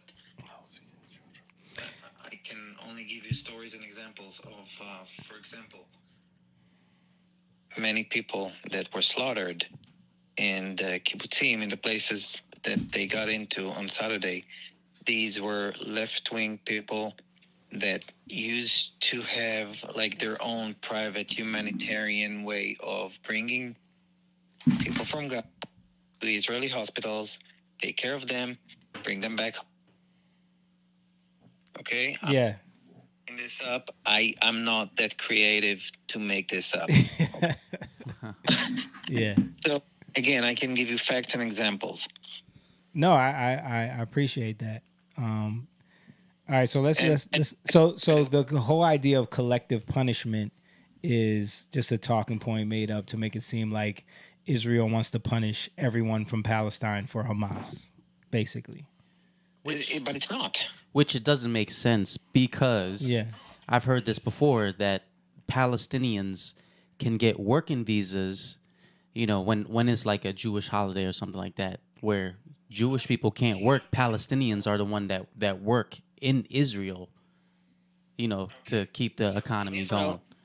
In Israel, for example, you can be elected for the prime minister if you're a Christian, Muslim, Hindu, Jewish, whatever. Right. You could if you had enough votes. Religious freedom. Nobody prevents it. You could. Right. You know. Okay. There's this guy. His name is Yosef Haddad. Joseph Haddad. He's a Muslim. I've heard of him. Israeli Arab. I've heard his name. He's one of the he's not a young lion. He's a lion. And he's a Muslim. He served as an officer in the Israeli military. So you tell me what apartheid that is if a Muslim can serve with me in the same military. Yeah. You tell me he not only he was a commander and he was commanding others. Okay? When I was in the military, there was, well, again, majority Jewish, but there was a Christian guy. You know, again, we need to present facts to those who wants to listen to the facts. Well, that's why we got you on the phone, brother. Let's listen to what Rep. Omar, who presides over the Minnesota district where they were having the Palestinian basically rally, you know, in support of Palestine. So I'm going to just listen to what she has to say. Tell me if you can hear this. And denying millions of people freedom of movement or expression or self-determination is not consistent with being a democracy. We must be asking, as Israel's ally, the Netanyahu government stop the expansion of settlements on Palestinian land and ensure full rights for Palestinians if we are to give them aid. That's what she's saying. I need a little bit of context. She's talking about settlements in different area. She's talking about the expansion of the West Bank. She's talking about occupancy. That's what they refer to it as. Occupy. In the West Bank, there again, it's complicated in a different way. If you ask me, I would put them in a room, let them fight each other. One of them will win, fine, good. Just leave me alone. But it's not that simple. And about settlement of whose land is it? That's the question that's being asked all the time. Who was here first? So we call it a settlement on a Palestinian land. I call it a settlement on a Jewish land. Right. How far we go in history? Should we go 250 years back in America? No, nobody wants to do it because, and again, God bless America, because I don't need to continue on what was here before or who was here before. Yeah. War is complicated, man.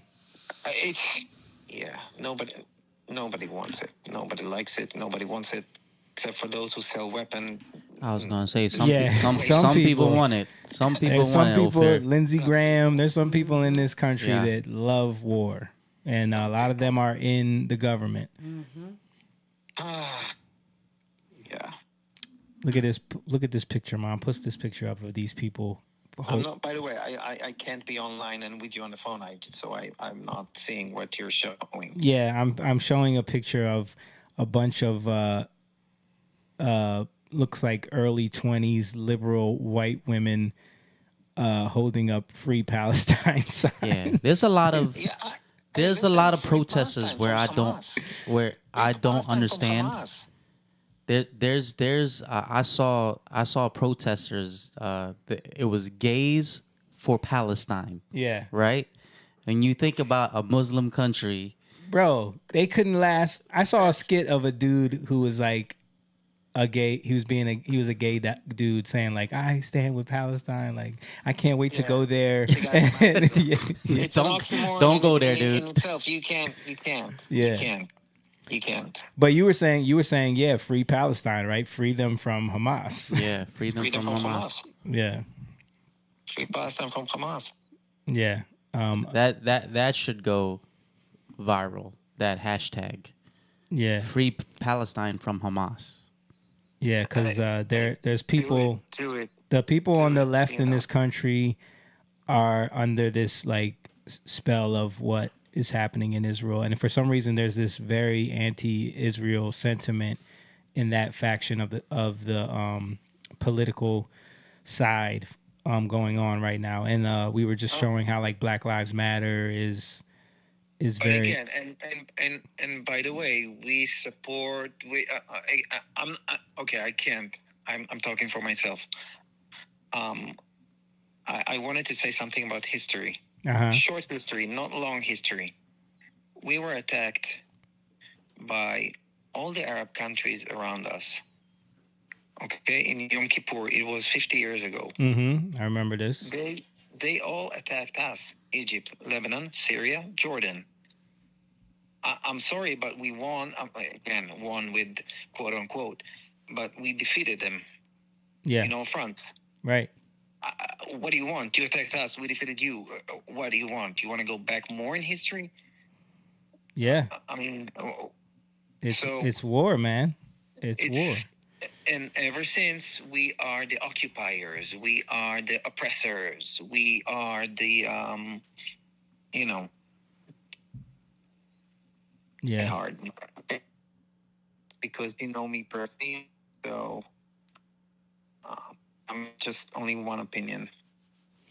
Yeah, but it's valid because you have time in, you have a little more knowledge than a lot of people do here and perspective on it.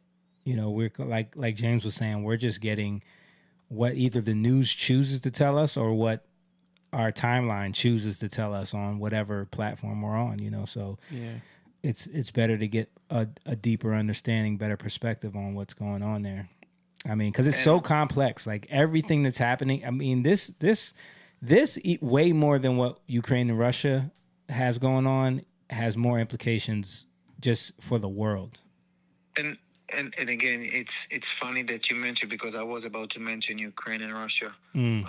Something about Israeli soldiers, okay? Yeah. When the war in Ukraine started, veterans that served in the Israeli military volunteered to go to Ukraine to fight alongside the Ukrainians. Okay? So there was a group of misfits from all over the world, including Israeli soldiers. Wow. This is my people, our people. This is what we do. When in times of crisis, we become one, and we help, and we do whatever needed. And you name it, all the storms, hurricanes, earthquakes, fires in the world, everything, every major disaster that happened in the past, I don't know, few years. The first ones to go in there, the Israelis. And one more thing, September 11, ask any Israeli that was in a decent age when September 11 happened, he'll tell you exactly where he was. He'll tell you exactly what he did, and he'll tell you exactly how he supported. And he will also tell you that the first flight to leave the United States was the Israeli airline flight, because it was the safest, because we had security in our planes. Wow. So you can say a lot of things about Israelis, but we're very good when it comes to a crisis. Yeah, you guys have a knack for that. You've been dealing with them for a long time. Yeah. And it's funny, but it's so not funny. So I envy you guys for not having to deal with that, not having to even think about that. Yeah.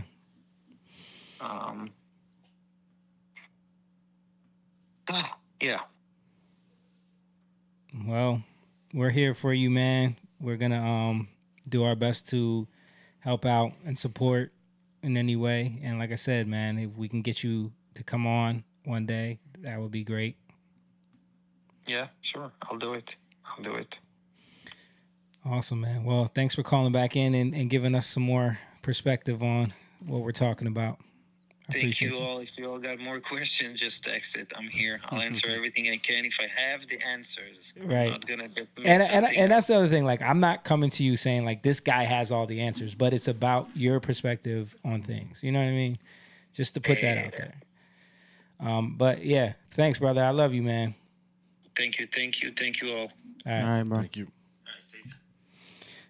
All right. Yeah. So. A few people are sending messages here. Yeah. My phone is dead. I cannot see them. Yeah, and it's hard for me to pull them up because I'm looking at other stuff. What is it? Guy Maverick Zorita.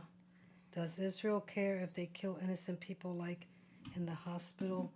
I'm with Israel, but I'm wondering, did it get to the point where it's eye for eye? Can you just please ask that? Just curious.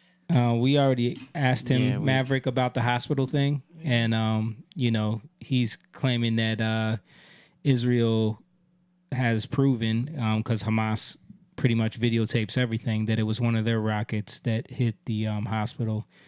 You can see it in the footage that the rocket flew off course and hit the hospital. Yeah, and Jake said, I thought it was debunked. Yeah. Yeah, he said it. Ophir said it in the chat. Nope, didn't do it. Yeah. So, So, I mean, again, that's not their MO. It's hard to weed through the propaganda that you're seeing on like those videos, those videos about like what Israel is doing, killing innocent people. You got to understand that Hamas has a tactic of using human shields. Yeah, their own people. Yeah. And they then they will take that information and try to demonize what Israel is doing by having those innocent people get killed. It's a tactic of their war. It's their war tactic, so that people can be confused, so that people can see things in a weird, clouded way. So he said, yes, it's everywhere, but I know I heard they have, and it's cowardly of them.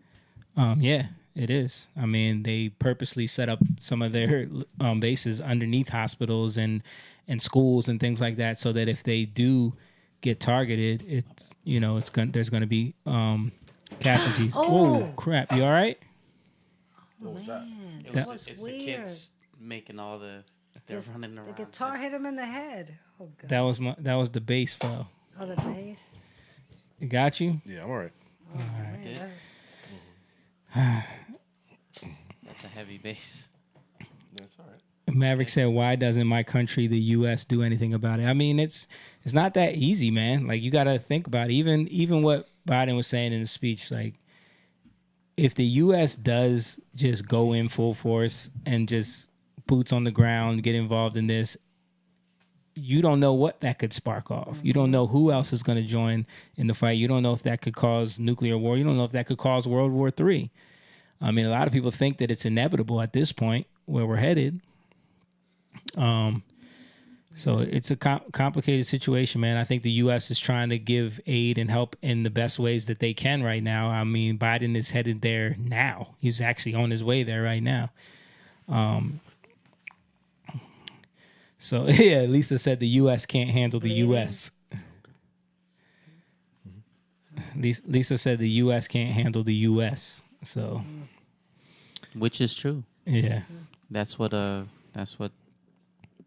Tucker Carlson was saying about that, and got Ben Shapiro all up in his. Yeah, Ben Shapiro is very, very emotional when it comes to Israel, you know, which I get it, but it's like he's so quick and ready to send other people off to war. You know what I mean? When it comes to that. But not Ukraine. Yeah, not Ukraine. Just when it comes to Israel. He'll send your kids to war in a second. Yep. You know. But yeah, it's a complicated situation, man. That's why I wanted Ophir. I asked him, you know, to come speak on it, but you know, having him call in was good. Yeah. What else?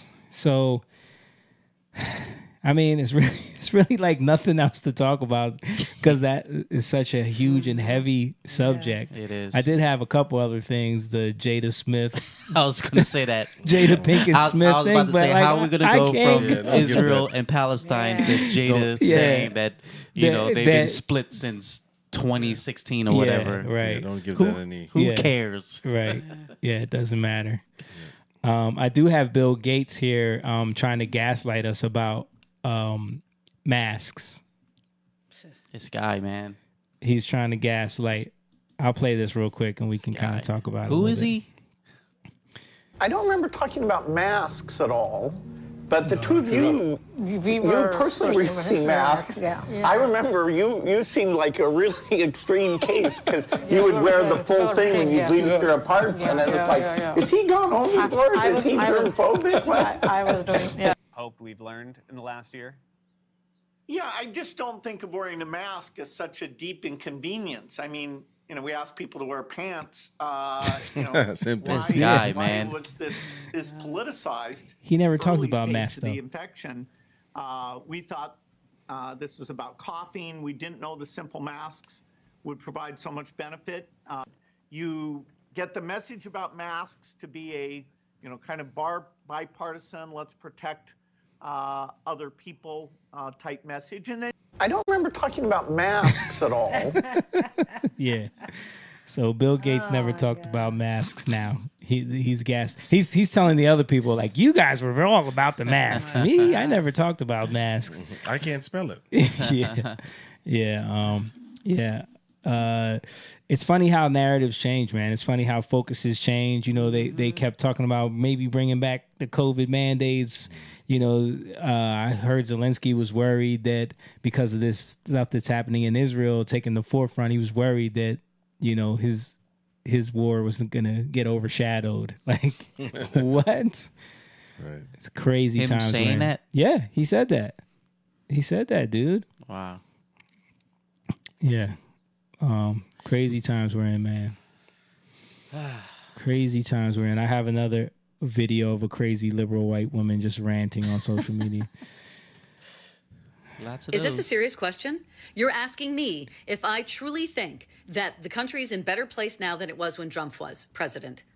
Fuck yes, I do. Of course I fucking do. And of course Biden has spent much of his time cleaning up the shit that your fat fuck president, Nimrod, stupid criminal, did to damage this fucking country for so many fucking years. And we're still cleaning up. Not only are we cleaning up governmentally and policy-wise, but we're cleaning up the shit on the streets because you racist fucks keep fucking everything, shooting everybody, and basically being prejudiced against anybody who doesn't look like your white fucking skin and blue eyes. So do I think this country is in a better place than it was when Trump was president? Fucking A, yes, I do. You cannot change my mind. Don't even try, because the facts are there.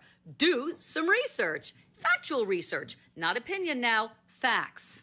This is an insane person. She didn't state any facts.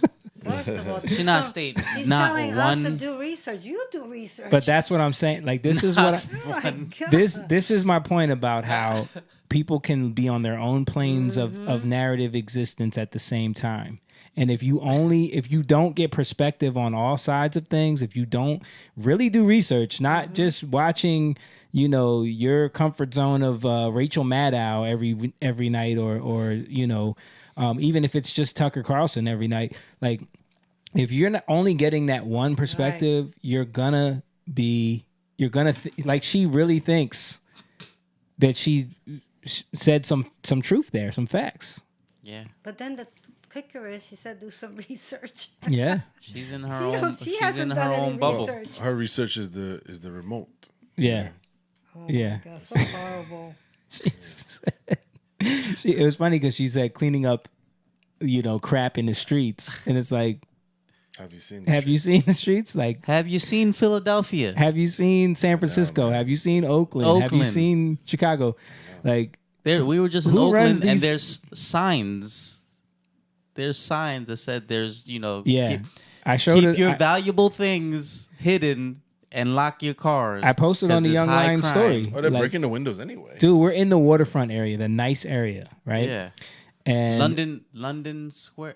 Jack London Square. Jack London Square. And we are going to like a little diner that's right around the corner blocks down from our hotel. And all over the windows, at every table, were these signs that said, "Please don't keep your possessions in plain sight because there's a high crime area." Like. Yeah. It'd be fun if the sign said, "What are you doing here? Don't come here. Stop There's coming too to much crime." Jake said, according to her speaking, he said, wow, it's a religion, oppression narrative. It's a cult. It's a cult. It's a cult, even more than a religion. Yeah, it's a cult. Speaking of cult, did you guys see those videos of people going to the Taylor Swift movie? The Taylor Swift movie. I heard about that, but I did not see any. I didn't even know there was a It is frightening. If you see these videos on Twitter of like these 20-somethings, male and females, at a movie theater, like losing their minds. What? Watching this tour movie, because she did a movie about the tour. You know how people do this now. So they're in the theater acting like they're at the concert. Yeah. Like convulsing. They're called Swifties. Swifties, yeah. I mean, just the level of celebrity worship is getting crazy. Wow. And I think, and she's their God. Yeah. I don't know this world. And it's like these young 20-something white people like losing their minds. It's probably a sprinkle of black. All the videos I saw were young whites going crazy. Like they were like, there was one scene that reminded me of that Midsummer movie. You ever watched that Midsummer movie? You told me about that, but I don't think I think that creepy movie. You and Jordan were talking. Yeah, about it's a cult that was like in Sweden, and it's like these people that live on this like rural area, and they were part of this cult.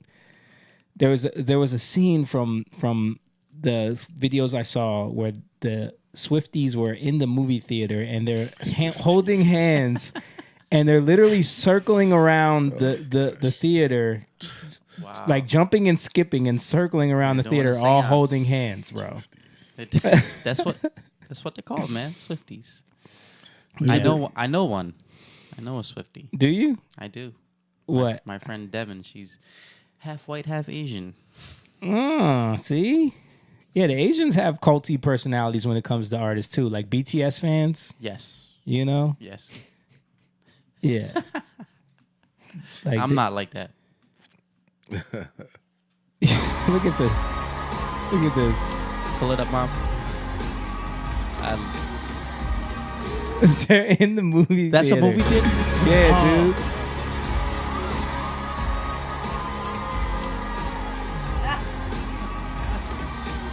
There's a whole bunch of videos about these Swifties in theaters.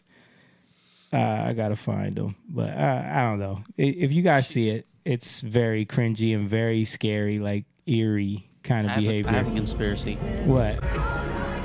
She worships the devil? No. Oh, look at Jeffrey says. He says, I once went to an Alice Cooper concert in the 1970s with the punk rockers. Sounds about the same. Yeah. That's how but that was a concert though. This is a movie theater. Theater. That's what makes it even worse. Like at a concert, it would kind of be acceptable. But here's the thing: they know that someone's filming them, so they're acting out. Bro, I don't know, dude. Look, this is the one I was talking about. Watch this one.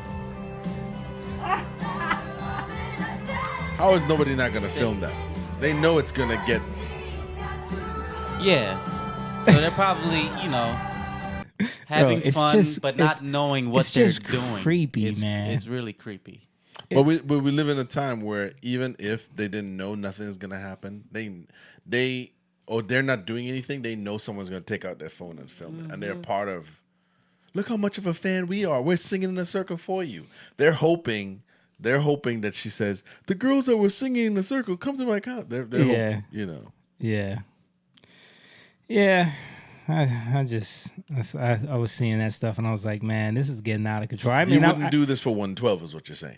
I wouldn't do this for anyone. But I mean, I guess like Michael Jackson in the 80s had that type of effect on people. Maybe Taylor Swift is kind of reaching that status of celebrity. Beyonce, they worship. Yeah, but Beyonce, they didn't do. I didn't see videos of that. Plus, she also made Travis Kelce famous. Yeah, right. She did that. Taylor Swift did blow up Travis Kelce. We would not know who that is if it wasn't for Taylor Swift. We should be doing it for one That was person. my conspiracy, dude. Do you think that the NFL is doing the Travis Kelce and Taylor Swift thing? I would never put that past them. They're hurting. That to get the NFL, yeah, you know, bigger. Speaking of NFL, this man said, "I'm done with sports. I will never." And then on Sunday, I see a picture of him in his boo. That was Eagles time. You watched them. You watched them play like crap. I watched them play like crap. Yeah, it was Nana's birthday. That's why. Oh, that's right. That's right. Yeah, happy birthday to Nana, man. All right, guys, let's wrap it up, man. It's really, I don't want to go into not much more because, you know, what's going on in Israel is so important and it's so heavy. It is heavy. But I appreciate everyone who's been watching. Thank you guys for supporting as much as you can. Again, if you want to give to the families out there, just you can send it through the Cash App to Young Lion TV on Cash App, Young Lion TV, and just put in the subject Israel support. And we'll get that over to Ophir so he can get that to the families. Also, if you want to become a part of the Patreon, if you want to support the Pride and help us grow this community, because as you can see, we got good people in the community. Like we got family in this community, and we all help each other. We look each other out. It's about growing the Pride. So you can go to patreon.com for as little as $3 a month. You know, there's other tiers on there as well, but for as little as $3 a month, you can become a Patreon member and just support what we got going on here. And then we welcome you in. And we got some stuff that we always do. We always get together and we always meet up and we always have a big family good time. So join on the Patreon if you want to do that. Also, if you want to get the merch, support us on the merch store, which the link is in the description there. And we got a new song called Grateful that came out a few weeks ago, and we're excited about that one. It's been doing well. A lot of South Africa radio, Australia. Can you play it before we leave, please? I think that would be a nice. I mean, I'll play it when we go out instead of the regular ending. Okay. She loves it. Let me get to the end of this first. Okay. But yeah, appreciate everybody for watching. We thank you guys very much. Also, the men's retreat, if you're interested in men going deeper, men having conversations and digging into people's past and digging into hurts and problems and digging into the, what might have cost you to leave the church or anything like that, come to the men's retreat. I don't know if there's any spots left, but it's October 27th. We're going to shout it out anyway.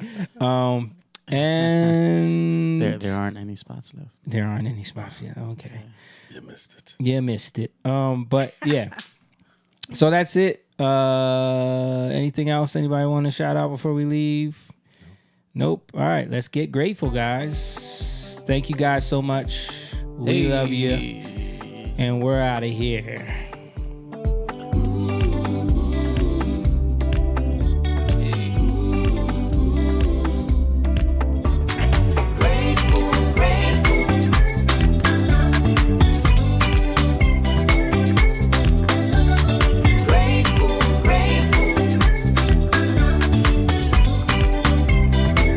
In the moments where so many horrible things are going on in your life, it's hard to remember to be grateful. But that's what this song is about.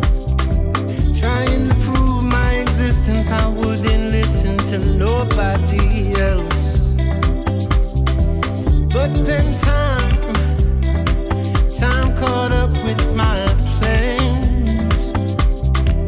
And when the day broke, it exposed me for the fool that I really am. You said, let me lead you, let me take you by the hand, yeah. So I can feed you from a good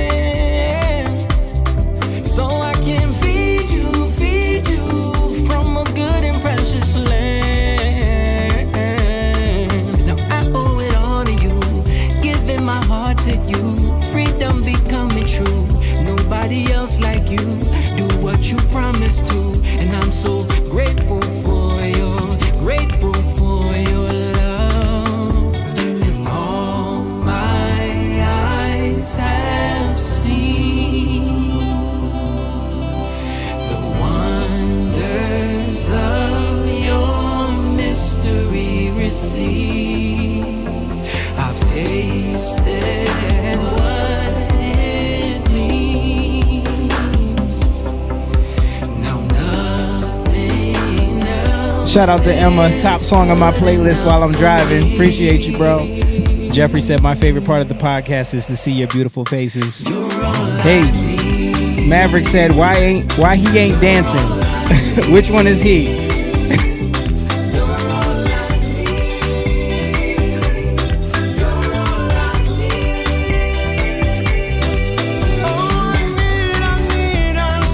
Jake said miss y'all. We miss you too, man. We'll see you next week, brother.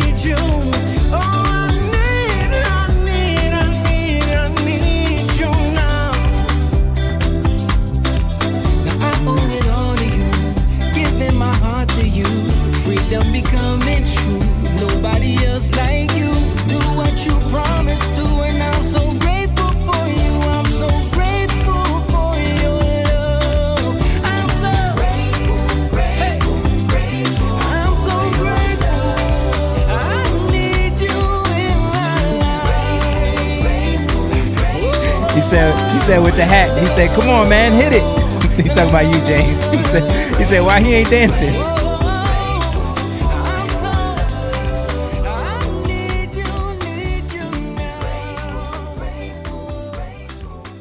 Yeah. Thank you guys so much. We're out of here. See everybody next week. We love y'all. Peace. Young lion, go live, yeah. Young lion, you rich, yeah.